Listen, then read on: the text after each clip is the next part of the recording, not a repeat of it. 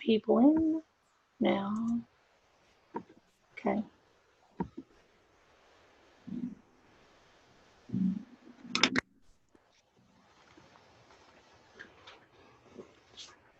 Just waiting for them to connect, Yasmine. Yeah, sure, no problem.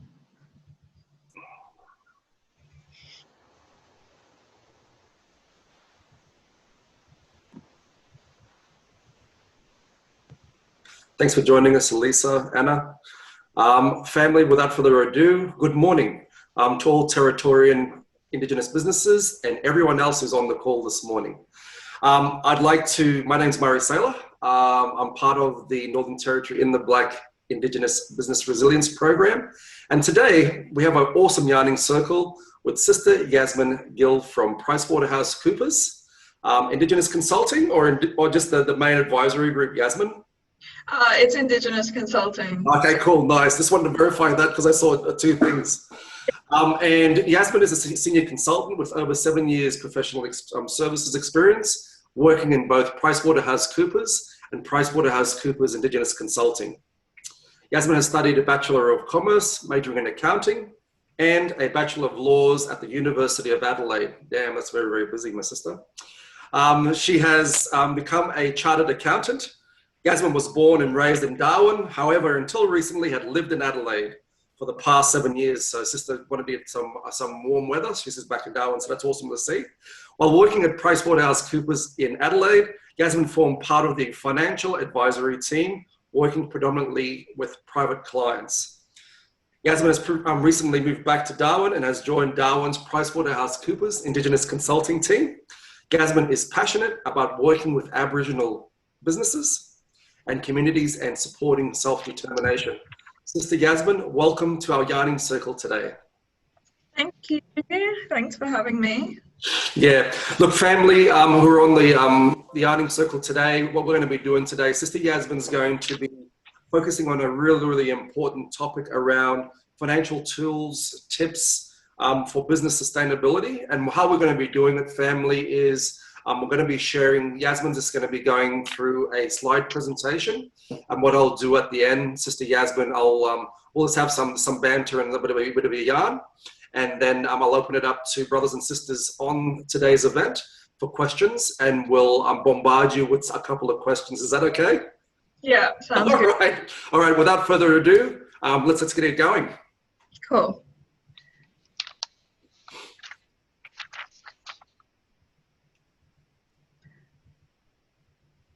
All right. So can everyone see the screen that's being shared? Yeah. All right, so I'll get into it. First slide. So it's sort of an interesting time to be talking about business sustainability, I guess, and it's during COVID-19. It's sort of highlighted how important it is to sort of stay on top of and just get an overall understanding of your business and where it sits and the environment that it's in. So business sustainability is a big problem for many businesses. Almost half of small businesses are under financial pressure in their first year of operations, and this increases in years 2 and 3. So it's always a big struggle to stay on top of. Business sustainability, it's about more than just financial health and the financials of your business. It's about managing and coordinating the environment in which your business operates in. So that includes, social factors that are affecting your business, as well as the financial demands and ongoing concerns of the business. So it's about ensuring, you're responsible, you're ethical, and your ongoing financial success is maintained. So today we'll be focusing around the financial stability component, but I just thought it was important to also keep in mind that bigger picture about what business sustainability is. So Murray's already given me an introduction. I work for PwCs Indigenous Consulting.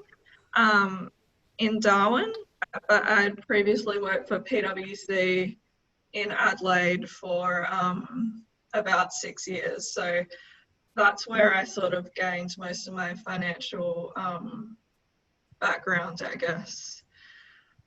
So I guess if we just go to the next slide. So I just wanted to talk a little bit more about what PIC is, just to give it a bit more of a brief introduction. So when I say PIC, I mean PwCs Indigenous Consulting. So we're an Indigenous profit-for-purpose organisation. We're Supply Nation certified and majority Indigenous staff, Indigenous at the moment.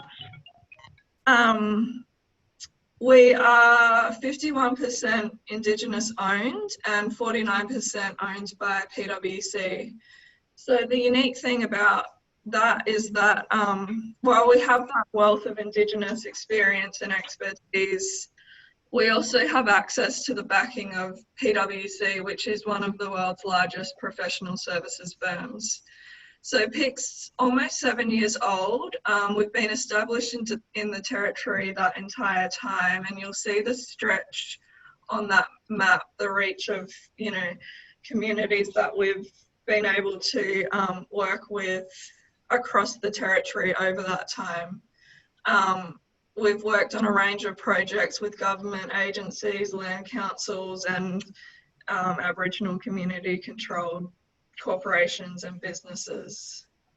Over the past, if you just want to go to the next slide.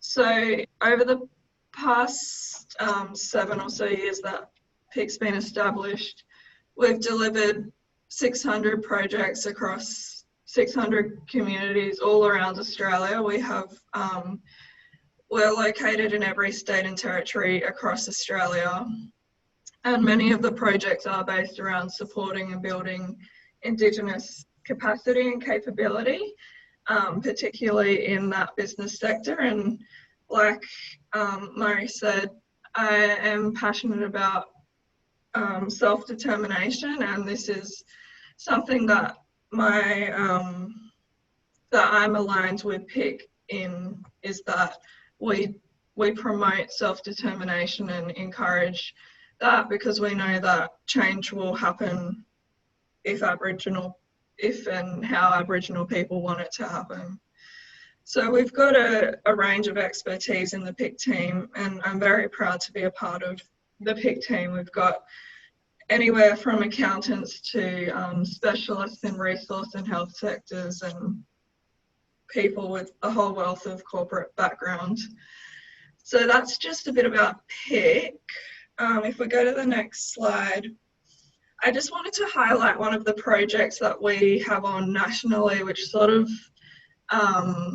relates to this topic, and it's a really interesting project on at the moment.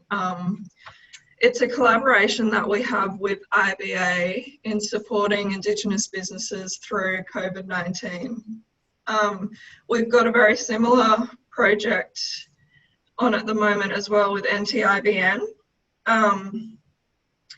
But just this particular one with IBA, it came in as a response to Minister Wyatt's announcement of $123 million boost to support Indigenous businesses and communities over the next 2 financial years. And to support that stimulus rollout, IBA sought partners to help Indigenous businesses across the country. We were lucky enough to be one of those partners sought, along with a few other firms. So KPMG's Indigenous Services was another one, and Coolamon Advisors and IPS Management Consultants. So the projects involved us working with Indigenous businesses to assess the impacts and implications that COVID has had on the business, and that's from a financial point of view. So it's been really interesting working with a whole range of different businesses, Aboriginal businesses across Australia, and just getting an understanding of who they are, what they do, and sort of the struggles that they're currently facing, and how we can sort of help. So in this project, we've worked with them to develop a business impact analysis. So that's just, we've assessed their financial management and state, their workforce management, how their revenue and income is going over this COVID period, and also sort of an analysis of their business plan and strategic plans. We've then identified grant or stimulus opportunities for that business through loans that are offered by the government, state or territory and Commonwealth, as well as in the private sector. And based on our findings, we've also identified what additional support the business may require. Ongoing coaching support, development of strategic plans, cash flow forecasting, that sort of ongoing support we've identified and put back to IBA and the business just as a recommendation.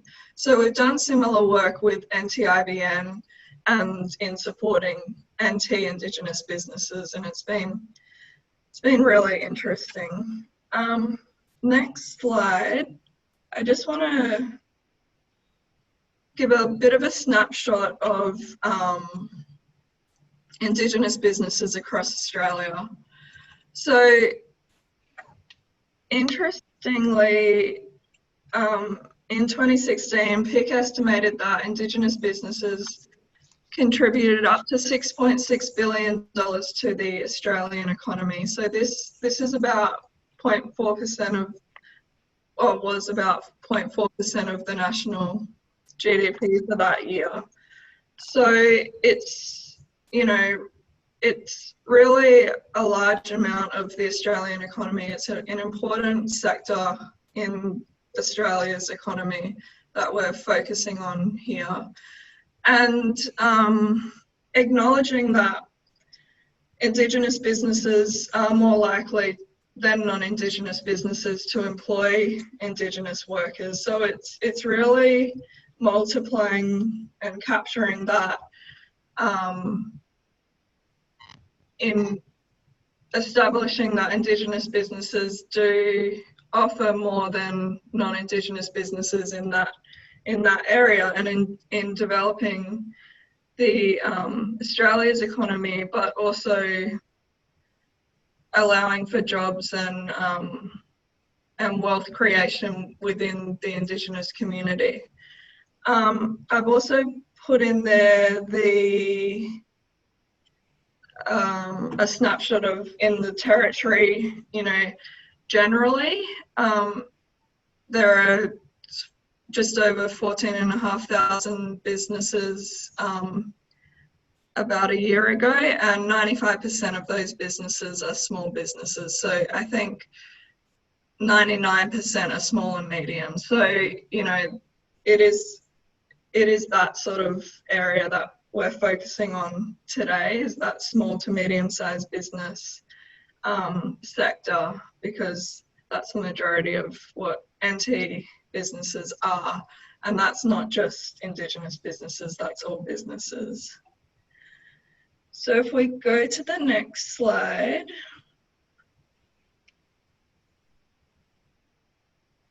So today I want to focus on two areas that are issues that are commonly faced by small and medium-sized businesses. These are areas that, in our experience working with Indigenous or Aboriginal businesses, were identified as the common issues, particularly in our current work with NT-IBN and IBA in supporting Indigenous businesses through COVID-19. These were the struggles that Indigenous businesses commonly face. So it's around business planning, and it's around cash flow management, and then just overall financial literacy. So we noted though that although these were commonly faced issues throughout COVID, there are often pre-existing issues that businesses face, and it's not just Indigenous businesses. It's quite common for all small to medium enterprises to face these issues and leave these things a little bit behind or on the back bench. You sort of get caught up running the day-to-day business and forget about these things which are essential to business success, I guess. So in business planning, we're talking about establishing the vision and the goals of the organisation, and really understanding what that is and what's important to you and the business. And business planning is a powerful way or a tool to provide a sense of direction to an organisation, for your staff as well as for yourself and your own business decision making. And it's a really useful way to reflect back and measure the successes of the business. It also helps respond to influences or business disruptions outside of your control. If you have a good business plan in place, you're able to sort of make decisions based on your vision or your goals when events that you can't control happen. So it's a good way to build in contingencies and plannings for those sort of events. So in cash flow and management, we'll be talking about, understanding the importance of having cash and having cash available for your business. It's key to survival of your business, really. That's how you continue running a business, as well as identifying the importance of, understanding what cash is and what the financials are saying in your business. Understanding this is key to making informed decisions and growing the business in general. So if we go to the next slide, we can get into the first sort of topic. So business planning is about articulating your plan. It's a written description of your business's current, your business's future, and it tells you what you plan to do and how you plan to do it. So importantly in this, you're thinking about why you're in business. So that's your vision. So you need to explore this and make it a meaningful story, so that you and others can relate to it. And then linking this to the activities or the strategic objectives of the business. So it's a strategic plan or a business plan, I'll probably use those terms interchangeably, is important to help guide and reflect the vision and the goals of your organisation. It's a powerful tool to provide you with a sense of direction. And like I said, it's a great way of measuring your successes over time and the goals that you've set, and also providing a framework for making those important business decisions. If you can align your vision with the decisions you're making in your business, then your business will progress in the manner that you've set out to progress in. So I've listed a few benefits there of business planning. The first one there is it gives you greater control over your business. So it helps you learn about and identify factors and forces that may affect the success of your business or organisation. And it can help you step back and have a look at what's working and what's not working and what you might need to improve on. It can also assist you in securing funding. A lot of the time when you're wanting to get external funding, you need to show the banks and the investors why they should invest in your business, and a business plan is exactly that. It's showing them, you know, what sets you apart, what your vision is, and why they should invest in you. It can help identify opportunities for the business and help prioritize these. So back to that vision, giving your business direction and defining your objectives.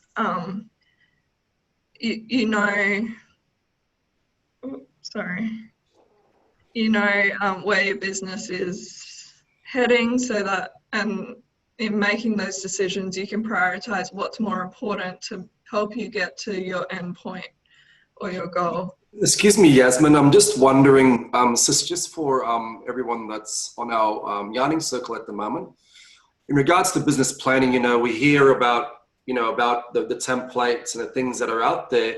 From your experience, what's one area, if there was one area that you really wanted your client to be focusing on, to have really, really clear out of all of a business planning template, what would that be? Yeah, so business planning templates are very long, and detailed. So obviously you don't have to go through everything in the template. Sorry, I just lost. I would say, did anyone else just lose the, oh no, got it. Okay. I would say the most important thing is establishing the business's vision, because that sort of sets the overall purpose of the business, and it's something that, you know, your staff and you can relate to. It tells a story, and also establishing the goals. They're the most important part. So a lot of a business plan is just about, you know, who are your competitors, who are your customers, and just getting an understanding of that. But establishing goals and measurements of those goals and who's in charge of meeting those goals is probably the most important part of a business plan. Thanks, Yasmine.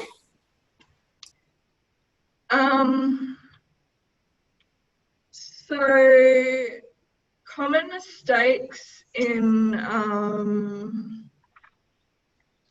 a business plan is not putting the time and effort into it, leaving it behind. You might get caught up in, you know, your day-to-day business and just not think it's a priority. We've seen a lot of that happen, and when a time like COVID hits, it really comes to light how important these things are to keep on top of. Another common mistake is only planning for the best case scenario. So you should factor in risks and other scenarios that might not go to plan, and also not keeping the business plan up to date. So it should be a cyclical process and an ongoing business process. It should be reviewed regularly, kept up to date, particularly those goals. As an organisation changes and matures, and as you reach those goals, a lot of the time business plans and strategies aren't kept up to date with that. So it should be a document that that is kept up to date and is kept in line with the direction that you're wanting to head in. So I'll just quickly go into the types of things that are covered in a business plan. Like we were just saying, they are very detailed, and you know, you do explore what your regulatory environment are, so what taxes and licenses you're required to pay, and do what industry you're in and what the trends are in that industry, who your competitors are, who your customers and clients are. You know, you do explore all of that, which is really important to know and understand. Understand how big your market is, who are you going up against, what your organisational structure looks like, and what roles in a day-to-day business operation everyone is playing. That's also really important to know. Is there a hierarchy? What does that look like, and how do you enforce that? So cover all of those sort of grassroots full business planning that is important, but it also covers the vision, which is the overall purpose of the business. It's the questions of where are we going, why are we in business. It doesn't answer how do we get there, so that's what your strategic objectives or goals do. So the vision should be short, sharp and to the point, but it should also be relatable for yourself and for your staff to be able to relate to and be proud of the business that they're working for. The strategic objectives and the goals describes what you want your business to look like and how you're going to get there and achieve those goals.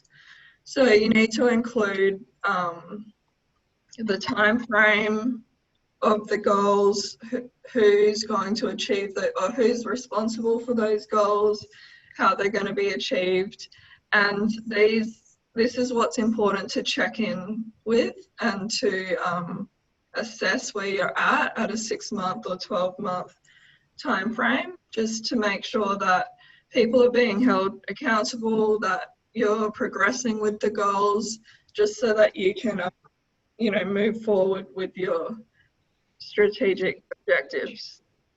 I've just also put in that a SWOT analysis is always a good way to start the process of business planning. So that's looking internally at the business as well as externally. So internally, it helps you articulate and identify what things are working well for your business, so your strengths, what sets you apart from your competitors, etc.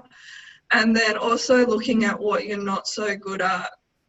Your weaknesses is always a really healthy way of assessing where you're at and being self-aware, I guess, within your own business. Within the external environment, you start to think about opportunities, and although all of these things should be within reach and reasonable to achieve, like, it's always important to set goals and look for opportunities that you might not think you can make. I mean, if there are opportunities, you can put more of a 3 to 5 or 10-year time frame on that, as opposed to a 12-month time frame. So it's looking at all different external opportunities in the environment that you're working in and the markets and the industry that you're working in, and also identifying those external threats to your business. So, I mean, COVID, no one would have identified that as being an external threat, so it's not so much that level. It's more of a industry-specific type thing. So it's always a good way to start with a SWOT analysis before you get into a business plan, just to help you sort of start the thinking process and identify what sort of things will come up in a business plan. Like we said, there are many, many templates online for setting a business plan, but external help is also available, and probably important to remember that, you know, a third party's perspective is very valuable. They can help you unpack some of the things that you might not have even thought about, or you know, just help you articulate where you want to go. So yeah, there's resources and external help always available for this sort of work in business and strategic planning. Was there any other questions before we move on to cash flow? Yeah, I'm just sort of just mindful for time, Yasmine, in regards to, I suppose with the business plan, I mean, it ties really nicely in regards to the importance of unpacking your cash flow and how you're managing it. And obviously you've shared a couple of instances of some financial terms there. I think that would be helpful in that in regards to that next session that you'll discuss. Yeah.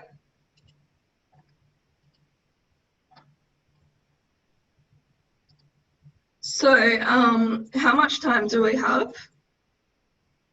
So in regards to the discussion point, probably just take out probably 2 of the 3 key aspects of each of the slides that you've got coming up, my sister. And then what I'll do is it'll give more time for us to ask some questions from the group, because I think what the valuable piece is around some of the questions that'll come out from our brothers and sisters that's actually on the Yarning Circle at the moment. Okay, sure, no worries. All right, so cash flow management. I mean, key to this is just that cash is the life to your business. Without cash, your business can't survive. You need to pay salaries, suppliers, etc. 90% of small businesses fail in their first year due to poor cash flow. So it's really important to stay on top of cash management and be able to understand cash and how it works in your business, and how you're reporting on it. I guess I might just go into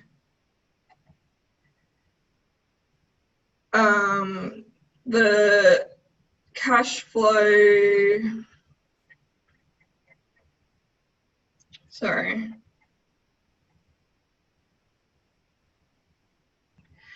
I might just go into how you can improve your cash flows flowing in and flowing out. So yeah, awesome. If we go to the next slide, yeah. You've obviously got your opening cash balance, you've got your cash coming in, you've got your cash going out, and then that equals is, are you trading profitably? What are you able to spend?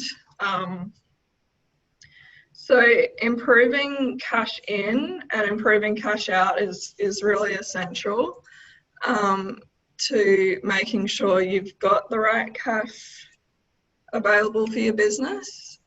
I might just also say that it's important to know that profit and cash aren't the same thing. So you might look at your profit and loss statement and it shows a profit, but that's not how much you've got in your bank, or that's not how much you've got available to spend. So it doesn't include, it doesn't include all expenses like loan repayments, asset purchases. It also might include non-cash expenses. So you really need to step away from what is my profit and look towards what is my cash. So some tips to improving your cash ins are making sure that you're setting the right prices for your products or services. So that will help maximize your profit at the end of the day. Increasing that price, though, you also have to keep into consideration what your customer demands are. But there are key questions that you should be asking yourself about how you've set your price, and they're on the screen. So it's, how much profit do you want to make? What are your overheads that you need to cover? What's the cost of producing the product? What are your competitors charging? How much of a buffer do you want on your pricing. So it's these sort of key questions that you should be exploring to get to that end pricing point. The next point I'll make is focus on the most profitable customers, I guess, if you have that information available. Increasing the number of clients you have, or the customers, or the products or services you have is important. Obviously, volume increases the income that you generate. Selling into new markets, so that's exploring your different opportunities. Another big one is invoicing debtors earlier, or having better follow-up processes for your debtors, or reducing payment terms. There's a whole heap of things around debtors that you can do to help your cash flowing in. So assessing what your average debtor days are as opposed to your average creditor days, and maybe aligning those. There's opportunities to renegotiate with your debtors or your creditors to make sure that you're collecting payments as quickly as possible so that the cash is in your business. And just simple things like making sure you're staying in touch with your debtors so that they are aware of that due date, and so that it doesn't get left, under the radar. Sister Yasmine, you shared earlier around that our Indigenous business sector in the Northern Territory is primarily small businesses. And in relation to cash flow, is there any tips that you can provide that, a lot of our brothers and sisters businesses are balancing both family and the business requirement, which sometimes can get blurred. What are some tips in regards to when brothers and sisters are creating a hobby, turning into a startup, around trying to balance the requirements of family and culture and operating as a business? Yeah, that's a really good question, and it's a really big challenge for a lot of businesses, everywhere, because people expect a certain thing, and at the same time you are running a business. But as harsh as it sounds, I think it's important to remember that you are running a business, and you do need to follow up on these fundamental things like getting cash in and marking products up a little bit. So I think there is room for a fine balance of, not marking up too much or giving discounts and things like that. But I think it's just important to remember at the end of the day, you have to enforce some things if you want to keep your business healthy and in a healthy cash position. Yeah, great message, my sister, and a really, really key point there, I think, for everyone on the yarning circle, is that if you're going to enter this, you move from an employee mindset into an entrepreneur mindset and become a business owner, it is going to challenge some of your value systems in regards to you as a culture or a brother or sister in the community, and about what you're in business for is probably a really key part, what Sister Yasmine is sharing. But as she shares, and I think it's a really key point to stress on, and I know it's part of a recap piece that Sister Yasmine will share, is that it's important to understand that the business is separate from your family perspective. There is some overlap in regards to some of your responsibilities, but if you want to remain sustainable and viable business, you have to be mindful that there is tax obligations. You do have obligations in general that need to be followed. But the most important thing is also that it'll challenge your social piece, but also challenge you as a business piece. Thanks for that, Sister Yasmine. No worries, good question. I think it's important to put out there that it's, a lot of people are facing this, and it's okay that, you are at the end of the day running a business, and you do make decisions based on that. Before you move on, I think one of the other areas, and I'm sorry, this is really important. I think it's really a really important question has just come to that's been presented, and that is one of the constant issues, regardless if you're Indigenous and non-Indigenous, is about how do you set the right price? How do you set the right price for your product? How do you set the right price, for example, a brother or sister who's got a awesome boomerang piece or a big painting and they'll charge $10,000, or and they're going on in regards to the demand piece. What are some of the key tips about that you could share with our brothers and sisters in the yarning circle about what are some of the key things, questions you should be asking when you're setting those price points for your service or product? Yeah, so just back to some of those questions that are on the screen. So you need to have a good understanding about what your expenses are that directly relate to that product, what your expenses are that you have to cover, and then sort of leave out what the expenses are that, you know, aren't really contributing to your overall profits. And it's those sort of expenses that you should be looking at to reduce, obviously. But, you know, so you need to have a good understanding of real financial data and what you need to cover to break even at least. Yeah. You can then build on that as to what sort of buffer you need to mark up your product, you know, to get that profit at the end.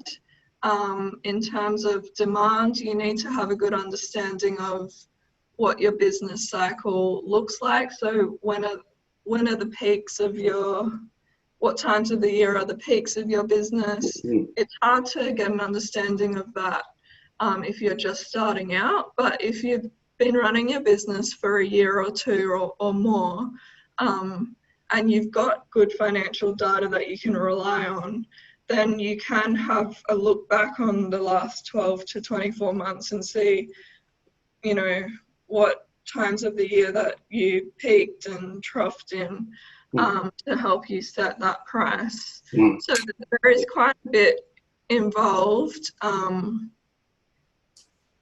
but it's really important to be setting the right price so that at the end of the day, you're making the profit that you want your business to make, whether that's a lot or whether that's, you know, just breaking even. It's up to the business itself. Yeah. That's awesome. What are some of the key messages that you'd like to share with our Yarning Circle brothers and sisters today? I think the key messages that I wanted to get across today is, you know, the importance of understanding why you're in business and setting your business goals and visions. It's understanding that cash is key to business, and your business can't survive without cash, so you need to understand how cash comes in, how cash goes out, and the timings of that so that you can make decisions. And also I think a good keynote to make is seeking expert advice and resources available, you know, either through IBA or the NTIBN or places like that, is a really good way to keep your business healthy. And it's a good investment to make if it does cost money, or, you know, there are a lot of free resources available as well, just to get that expert advice and to help you get to where you need to understand your finances and your cash and to help your business plan ahead. I think just also being aware of your overall business environment is also a really important thing.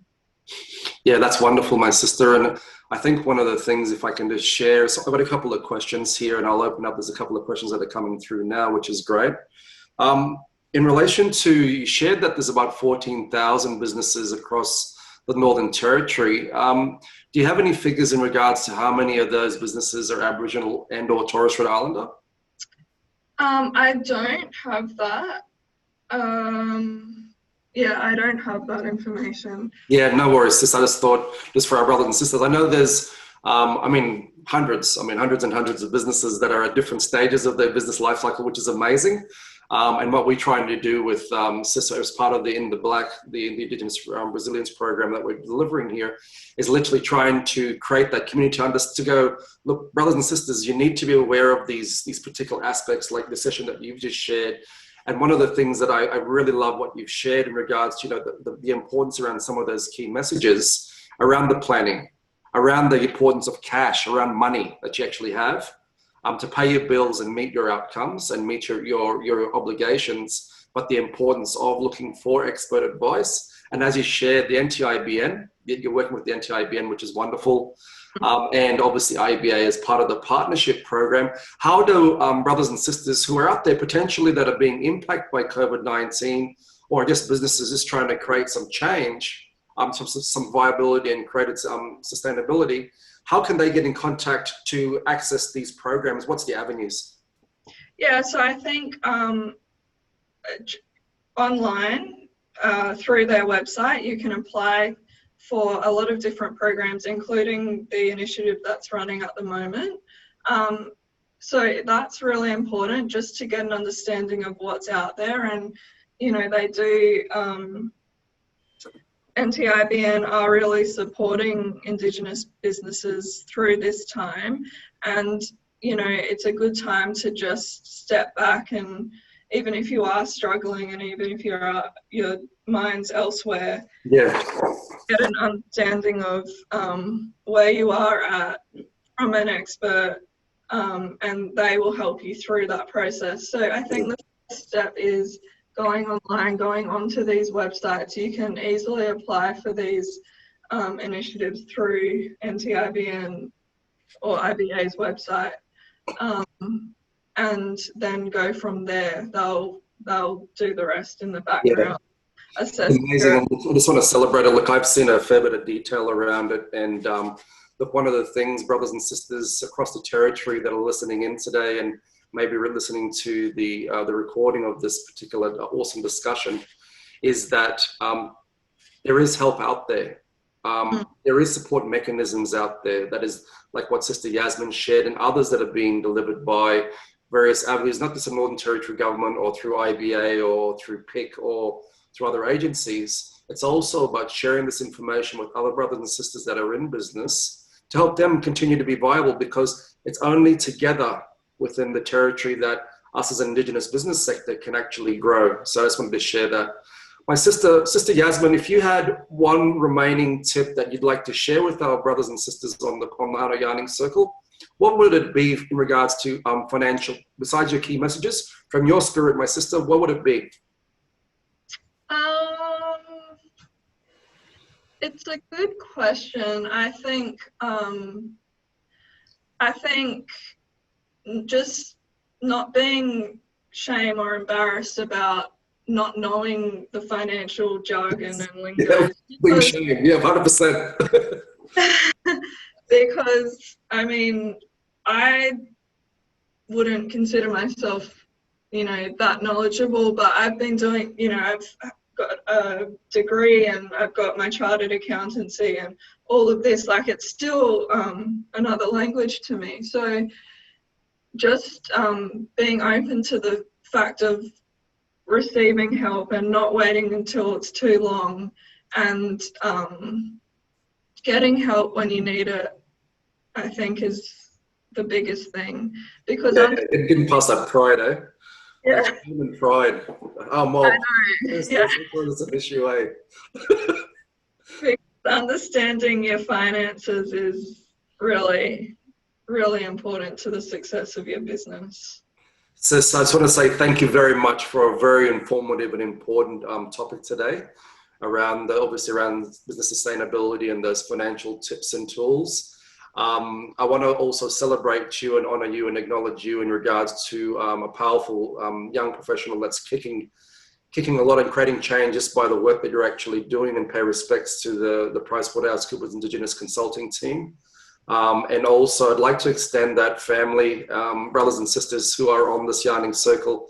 I'm going to finish as we started. I want to acknowledge, I want to pay deep respect to all our Territorian, Aboriginal and Torres Strait Islander businesses, our Aboriginal ancestors, the communities and families that we continue every day to impact and continue to strive and work with, and are also creating their own footprints in the sand for our younger generations.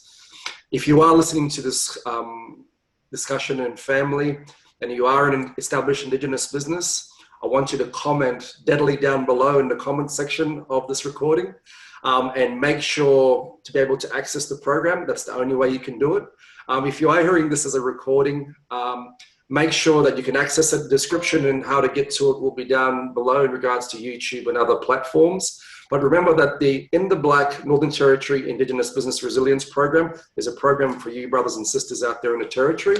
And it's like sisters like Yasmine and other brothers and sisters that we bring on here, but also the knowledge that you bring to the table and be able to share with our other businesses in the community is why it has to strive. Alone, we can be great. Together as a business sector in the Territory,